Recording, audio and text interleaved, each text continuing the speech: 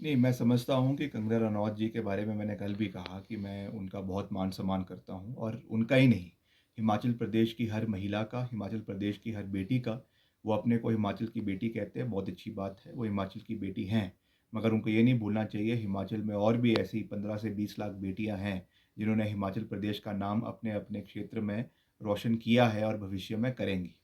आज तक मैंने उनसे पूछा कि मनाली में उन्होंने जहाँ पे कल वो जिस मंच के ऊपर बात कर रही थी, उन्होंने राजनीतिक भाषण तो दिया, उन्होंने अपशब्द का इस्तेमाल तो किया, मगर क्या उन्होंने आपदा के समय में ₹1 का योगदान मनाली के लोगों को दिया? वो कहती हैं मेरा घर मनाली में है, मगर क्या मनाली के लोग के साथ वो कंधे से कंधा मिलाकर खड़ी रहीं? वो कहती हैं कि मैं उस समय राजनीति में नहीं थी, मैं उस समय कोई चुनी हुई पद के ऊपर नहीं थी।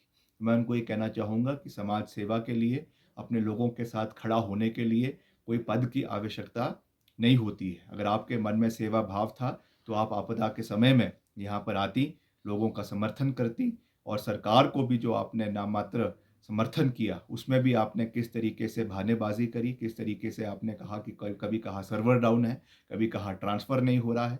मैं उनको कहना चाहूँगा कि जिन बच्चों ने मुख्यमंत्री जी से मिलकर अपने छोटे-छोटे स्कूली बच्चों ने अपने गुल्लक देकर कईयों ने ₹100, कईयों ने ₹200, कईयों ने ₹300 दिए, तो वो श्रद्धा भाव से दिए हैं। अगर उसको देते हैं, अगर योगदान दिया जाता है, एक हाथ से दिया जाता है, तो दूसरे हाथ को उसके बारे में पता नहीं होता है। इस तरीके से वो दिया जाता है, मगर इसको पब्लिसाइज़ कर जो सहानुभूति लेने की कोशिश उन्होंने करी है, वो दुर्भाग्यपूर्ण है, ब पर हम उनका मान-सम्मान करते हैं। मैंने उनको कल भी कहा कि मुद्दों के ऊपर बात हो।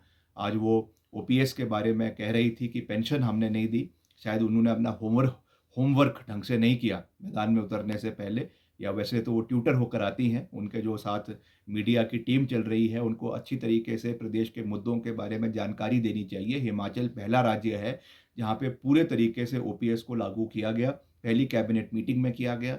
अगर वो इतनी ही हितैषी प्रदेश के कर्मचारियों की है, तो मैं उनसे निवेदन करूँगा कि जो 9,000 करोड़ रुपए हिमाचल प्रदेश के कर्मचारियों के केंद्र सरकार के पास फँसे हुए हैं, उसको रिलीज़ करवाने के लिए मोदी जी से बात करें, ताकि वो पैसा हिमाचल के कर्मचारियों को मिले और हिमाचल के कर्मचारियों को जो हमने ओपीएस के लाभ दिया है, उसका पूरा लाभ हमारे साथियों को प्रदेश के अंदर मिले।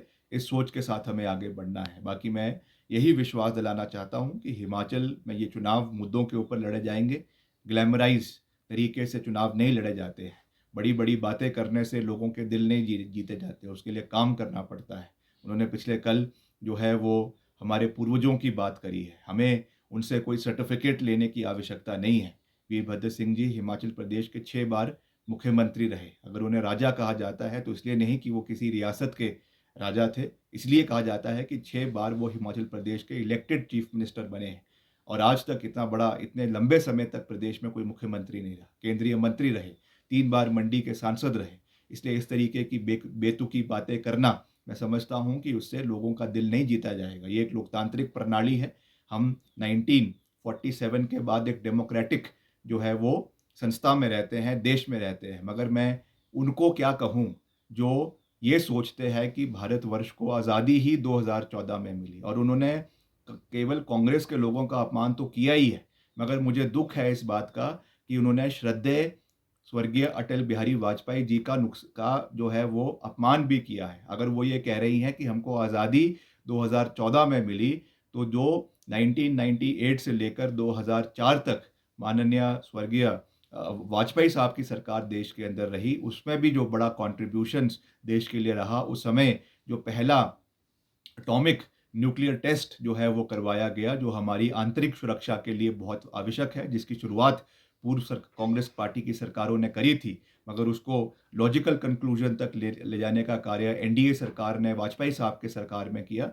तो इस समय वो केवल पूर्व की कांग्रेस सरकारों की को तो अपमान कर ही रही है, मगर जो भाजपा की एनडीए सरकारें भी पूर्व में रही है वाजपेयी जी के समय में, उनका भी वो अपमान कर रही है। मैं समझता हूँ कि ये एक बहुत चिंता का विषय है और आरएसएस को, विश्व हिंदू परिषद को और भाजपा के वरिष्ठ नेताओं को इसके ऊपर चिंतन और मंथन करने की आवश्यकता है।